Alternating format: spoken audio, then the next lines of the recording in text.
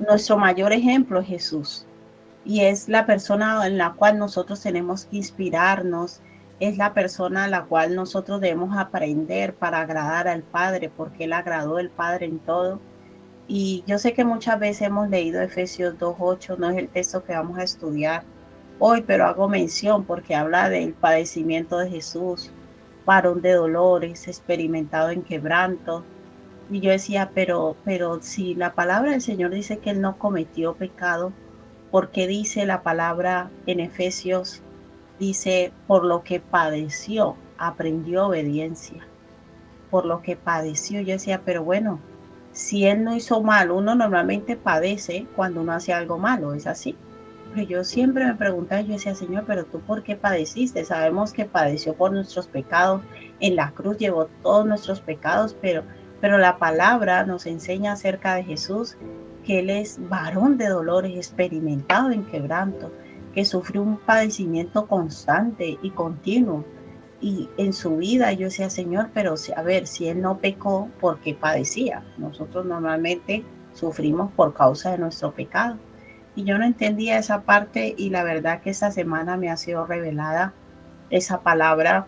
Y el texto que el Espíritu Santo nos daba, el Señor nos daba, era no seas vencido de lo malo, sino que vence con el bien el mal. Y este pasaje me llevó a un entendimiento más profundo de por qué Jesús padeció. Porque Jesús padeció haciendo el bien. Iglesia, nosotros, los hijos de Dios, Dios ya no quiere que nosotros estemos padeciendo por causa del pecado, sino que nosotros vamos a padecer por hacer el bien, porque no es fácil hacer el bien. No es fácil hacer lo correcto. No es fácil, como decía en el vídeo ahora, hablar a nuestros hijos de una manera correcta, porque a veces estamos airados, estamos enojados, nos han pasado cosas en nuestra vida personal y muchos padres, lastimosamente, tengo que decirlo, se desquitan con sus hijos y los niños no tienen la culpa. Los niños no tienen la culpa de nuestra frustración. Los niños no tienen la culpa de que otra persona nos haya decepcionado o nos haya hecho daño o que el jefe nos haya tratado mal o que una persona haya sido injusta en el autobús. O sea la situación que sea, los niños no tienen la culpa. Y a través de la historia de la humanidad, los niños casi siempre han terminado pagando los platos rotos, como se dice vulgarmente, de los errores de los adultos.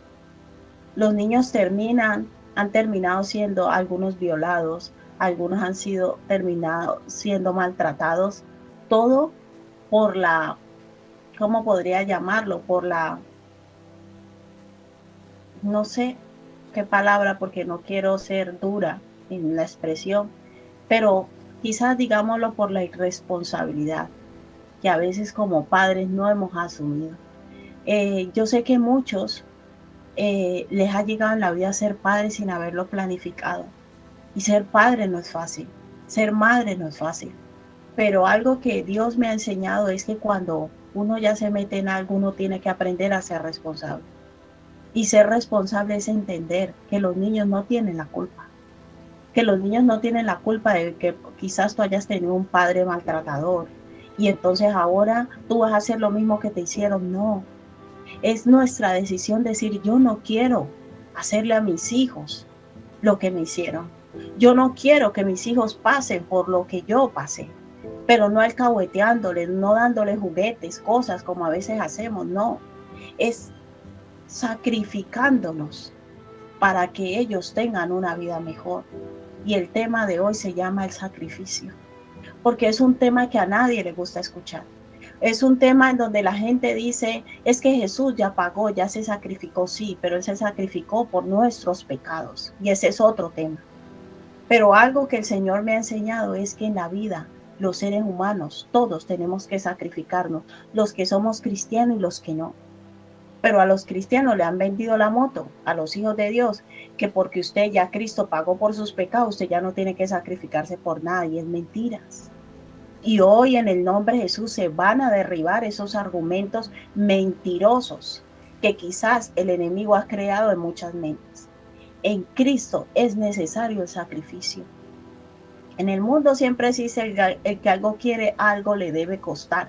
Y esa palabra lleva implícito la palabra sacrificio. Hay muchos y a veces decimos, no, yo quiero una vida mejor para mis hijos, pero a ver, ¿qué estás sacrificando? Eso no llega porque sí. Para que tu hijo tenga una vida mejor que la tuya, tú debes sacrificarte. ¿Y cómo? Haciendo el bien.